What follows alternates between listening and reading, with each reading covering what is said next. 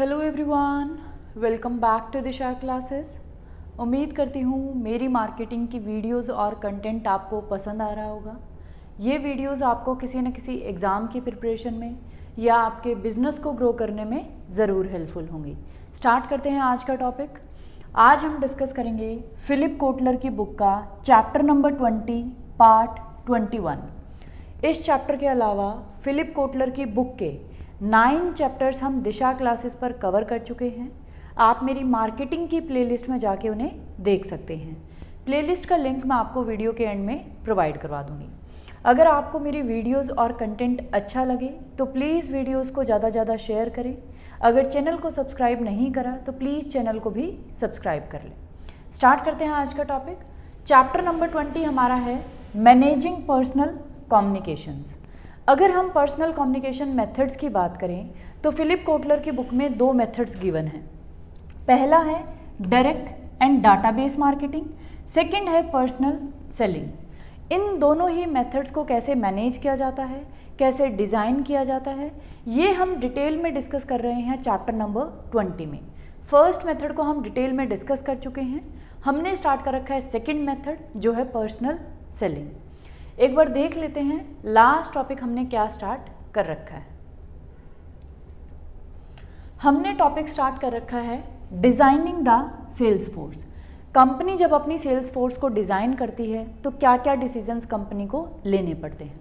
तो सबसे पहले कंपनी को डिसाइड करना है सेल्स फोर्स के ऑब्जेक्टिव्स क्या होंगे, सेल्स फोर्स की स्ट्रेटेजी क्या होगी, सेल्स फोर्स का स्ट्रक्चर क्या होगा, सेल्स फोर्स का साइज क्या होगा और फाइनली सेल्स फोर्स का कंपनसेशन क्या होगा। तो ये 5 डिसीजंस कंपनी को लेने होते हैं जो वो अपनी सेल्स फोर्स को डिज़ाइन करती है। पहले वाले 3 डिसीजंस को हम डिटेल में डिस्कस कर चुके हैं पिछली 3 वीडियोस के थ्रू। आज हम डिस्कस करेंगे सेल्स फोर्स साइज कि कैसे कंपनीज अपनी सेल्स फोर्स के साइज को डिसाइड करती हैं कि क्या उनकी सेल्स फोर्स का साइज होना चाहिए। ये हमारा है 4th decision. Sales representatives are one of the company's most productive and expensive assets। ये कह रहे हैं सेल्स रिप्रेजेंटेटिव्स कंपनी के सबसे ज़्यादा प्रोडक्टिव एसेट भी हैं और साथ ही साथ वो एक्सपेंसिव एसेट भी हैं, क्योंकि हमने देखा था कि सेल्स फोर्स की जो कॉस्ट है वो हाई है और डे बाय डे इंक्रीज हो रही है। इसलिए जब भी कोई कंपनी अपनी सेल्स फोर्स का साइज डिटरमाइन करती है तो उसे अपनी कंपनी की रिक्वायरमेंट्स को ध्यान में रख के ही करना चाहिए। ना तो सेल्स फोर्स का जो साइज़ है वो कंपनी की रिक्वायरमेंट से ज़्यादा होना चाहिए और ना ही जो सेल्स फोर्स का साइज़ है वो कंपनी की रिक्वायरमेंट से कम होना चाहिए, क्योंकि दोनों ही केसेस में कंपनी पे इम्पैक्ट पड़ता है। अगर साइज़ ज़्यादा होगा रिक्वायरमेंट से तो कंपनी को कॉस्ट ज़्यादा बियर करनी पड़ेगी और उतने अच्छे रिजल्ट्स कंपनी को नहीं मिलेंगे। और अगर सेल्स फोर्स का साइज़ कंपनी की रिक्वायरमेंट से कम है तो कंपनी की सेल्स पे भी इम्पैक्ट पड़ेगा और कंपनी के प्रॉफिट्स पे भी। तो हमें क्या करना है, सेल्स फोर्स का जो साइज़ है वो अपनी कंपनी के रिक्वायरमेंट के अकॉर्डिंग ही डिसाइड करना है। ना वो ज़्यादा होना चाहिए रिक्वायरमेंट से, ना वो रिक्वायरमेंट से कम होना चाहिए। Increasing their number increases both sales and cost. ये कह रहा है अगर हम सेल्स रिप्रेजेंटेटिव की साइज़ को या नंबर को इंक्रीज करते हैं तो हमारी सेल्स के साथ साथ कॉस्ट दोनों ही क्या होती हैं, इंक्रीज होती हैं। Once the company establish the number of customers it wants to reach, it can use a workload approach to establish the sales force size. ये कह रहा है अगर किसी भी कंपनी को डिसाइड करना हो कि उसकी सेल्स फोर्स का साइज़ कितना होना चाहिए तो वो एक अप्रोच को यूज़ कर सकती है जिसका नाम है वर्कलोड अप्रोच। कंपनी को डिसाइड करना है कि उसकी कंपनी का टोटल वर्कलोड कितना है और एक जो सेल्स रिप्रेजेंटेटिव है वो एक दिन में कितना वर्कलोड ले सकता है या कितना वर्कलोड से काम कर सकता है। जब हम टोटल वर्कलोड को जो एक सेल्स रिप्रेजेंटेटिव काम करता है उससे डिवाइड कर देंगे तो हमारे पास आ जाएगा कि भी हमें कितनी सेल्स फोर्स चाहिए नंबर। तो सबसे पहले वर्कलोड अप्रोच को यूज़ करने के लिए कंपनीज को क्या करना है, सबसे पहले ये डिसाइड करना है कि कितने नंबर ऑफ कस्टमर्स को कंपनी अपने सेल्स रिप्रेजेंटेटिव्स के थ्रू रीच करना चाहती है। मतलब आप क्या चाहते हैं कि आपके सेल्स रिप्रेजेंटेटिव्स कितने कस्टमर्स तक आपके कम्युनिकेशन को या आपके प्रोडक्ट्स को सेल करें। तो सबसे पहले वर्कलोड डिसाइड करने के लिए कंपनी को डिसाइड करना है number of customers it wants to reach, कितने कस्टमर्स तक वो पहुंचना चाहती है सेल्स रिप्रेजेंटेटिव्स के थ्रू। क्लियर। उसके बाद हम क्या करेंगे, वर्कलोड अप्रोच का यूज़ करके सेल्स फोर्स का साइज डिटरमाइन कर सकते हैं। अगर हम इस अप्रोच की बात करें तो इसमें टोटल हमारे पास 5 स्टेप्स हैं। इन 5 स्टेप्स को पहले हम डिस्कस करेंगे, उसके बाद एक एग्जाम्पल दे रखा है जहां हम इन 5 स्टेप्स की हेल्प से ही सेल्स फोर्स के साइज को डिटरमाइन करेंगे। फर्स्ट जो स्टेप है, group the customers into size classes according to annual sales volume. सबसे पहले तो क्या करना है, आपके जो टोटल कस्टमर्स हैं उनको आपको डिफरेंट साइज क्लासेस में डिवाइड करना है, मतलब उनके डिफरेंट ग्रुप्स बनाने हैं जो अलग अलग वॉल्यूम्स आपके परचेज करते हैं। एनुअल सेल्स वॉल्यूम के अकॉर्डिंग आपको क्या करना है, साइज के बेसिस पे कस्टमर्स के ग्रुप बनाने हैं। Establish desirable call frequencies, number of calls on an account per year for each customer class।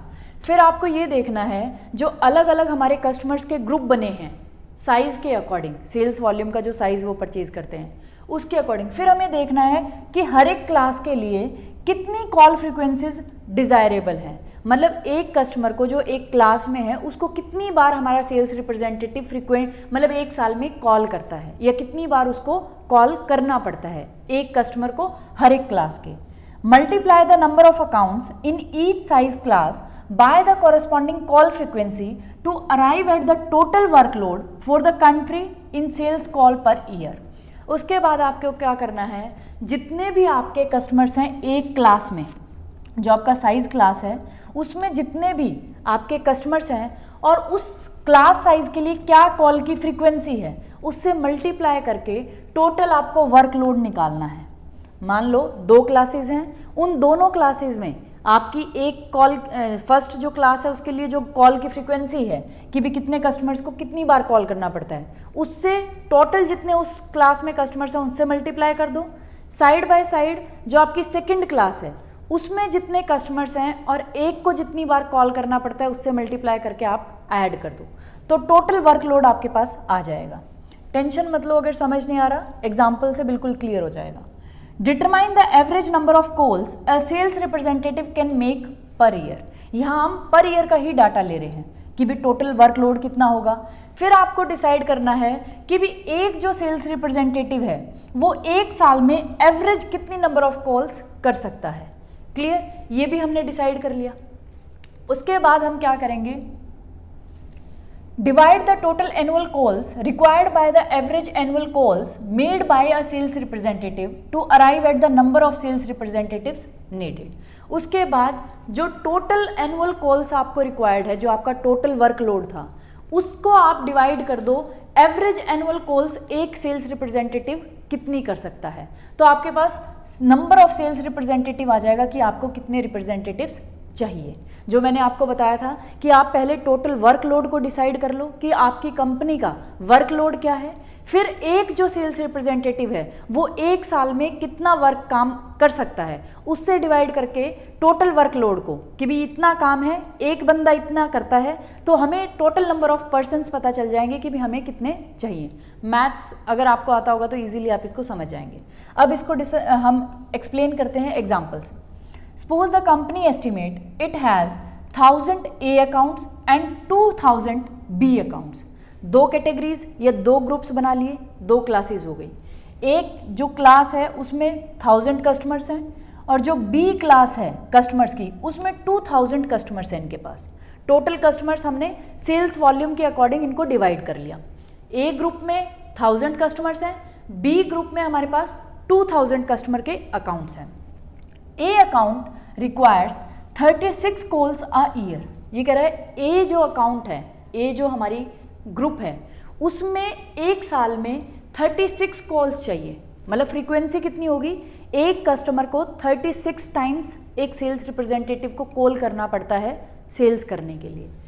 B account requires 12 और B जो ग्रुप है उसमें जो कस्टमर्स हैं उनको एक साल में 12 बार कस्टमर मतलब सेल्स रिप्रेजेंटेटिव को कॉल करना पड़ता है, तो फ्रीक्वेंसी आ गई बी की 12।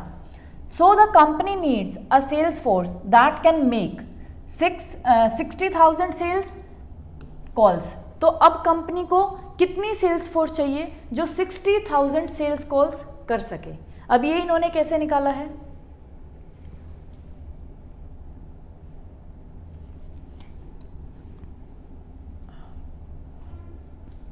ये है ए ग्रुप,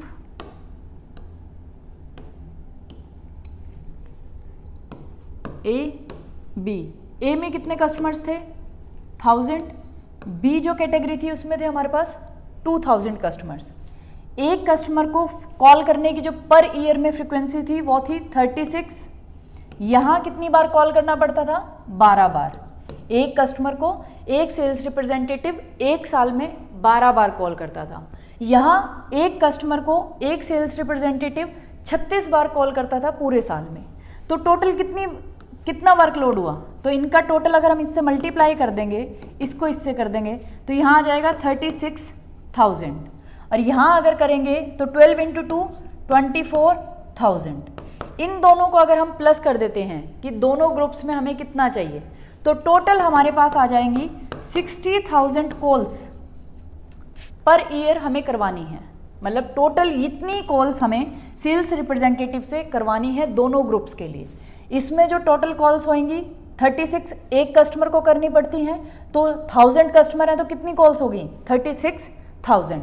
यहाँ एक कस्टमर को 12 कॉल्स करनी पड़ती हैं, कस्टमर्स कितने हैं 2000, तो 2000 को 12 से मल्टीप्लाई करेंगे 24,000। दोनों कॉल्स को अगर हम ऐड कर दें, ए ग्रुप वाली को और बी ग्रुप वाली को, तो ये टोटल कॉल्स हो जाएंगी 60,000। 60,000 कॉल्स हमें टोटल करनी है। फिर हम देख लेते हैं कि एक रिप्रेजेंटेटिव कितनी करता है।